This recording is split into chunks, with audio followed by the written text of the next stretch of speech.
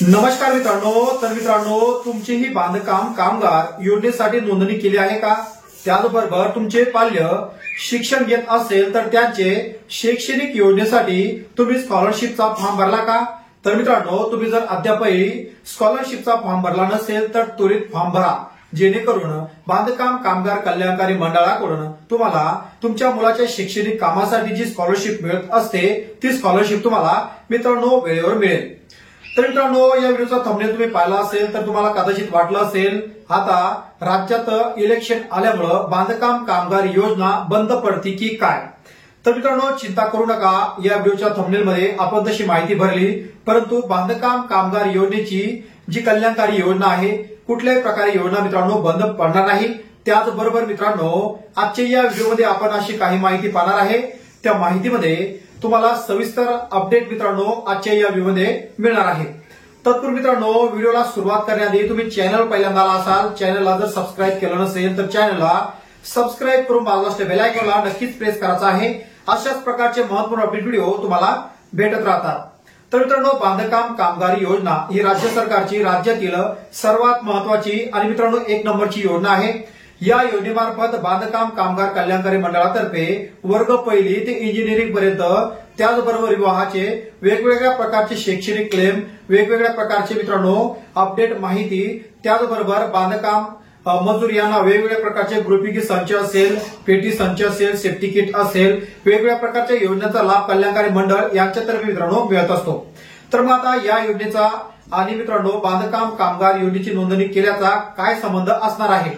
तर मित्रांनो, आता लवकरच राज्याचं इलेक्शन लागणार आहे, त्या इलेक्शनमुळे लवकरच आचारसंहिता सुद्धा लागणार आहे। त्यामुळे बांधकाम कामगार योजनेचे जेही शैक्षणिक क्लेम टाकायचे असतील ते क्लेम मित्रांनो आचारसंहितेमध्ये बंद होणार आहे। त्याचबरोबर तुमची फाईल जर नवीन असेल किंवा तुम्ही रिन्यू टाकलेली असेल, ती फाईल सुद्धा जर झालेली नसेल तर लवकरात लवकर तुमच्या बांधकाम ऑफिसमध्ये जाऊन तुमची फाईल तुम्हाला मंजूर करून घ्यायची आहे, जेणेकरून आचारसंहितेमध्ये तुमची फाईल त्या ठिकाणी अटकणार नाही। त्याचबरोबर मित्रांनो, बऱ्याच बांधकाम मित्रांना त्यांची फाईल रिन्यूअल टाकली वारंवार रिजेक्ट होत आहे, तर रिजेक्ट का होत आहे या संबंधी सुद्धा आपल्या युट्यूब चॅनलवर एक महत्त्वाचा व्हिडिओ बनवला होता। त्याचं समाधान कसं होईल त्या व्हिडिओमध्ये संपूर्ण अपडेट माहिती मित्रांनो दिली आहे। त्या व्हिडिओची लिंक खाली मी डिस्क्रिप्शन बॉक्समध्ये दिली आहे। त्या लिंकची माहिती घेऊन तुमचा व्हिडिओ रिजेक्ट का होत आहे आणि आपल्या फाईलला रिजेक्ट न होता आपली फाईल कशी मंजूर होईल या संबंधित मित्रांनो त्यामध्ये आपण संपूर्ण माहिती दिली आहे। तर आता तुमची फाईल रिन्यूअल झालीच नसेल तर मग आता तुमचा शैक्षणिक क्लेम भरायचा कसा?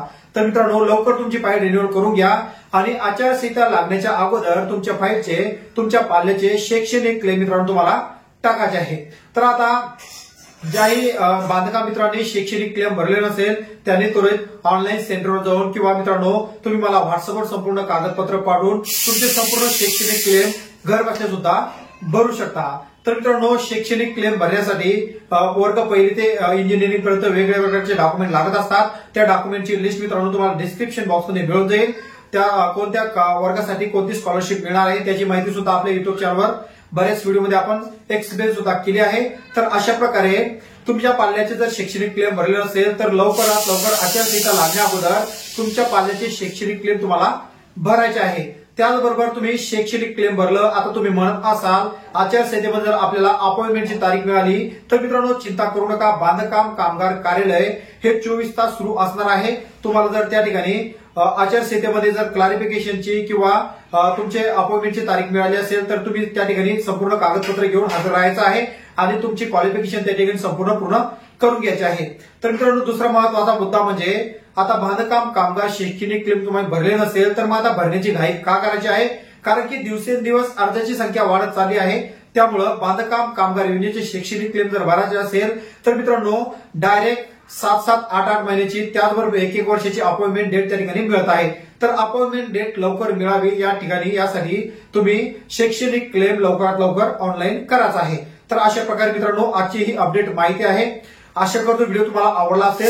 व्हिडिओ आवडल्यास एक लाईक नक्कीच करायचा आहे। चॅनलवर जर पहिल्यांदा आला असेल चॅनलला सबस्क्राईब करून बाजूला असलेल्या बेल आयकॉनला नक्कीच प्रेस करायचा आहे। अशाच प्रकारचे महत्त्वपूर्ण अपडेट व्हिडिओ तुम्हाला भेटत राहतात।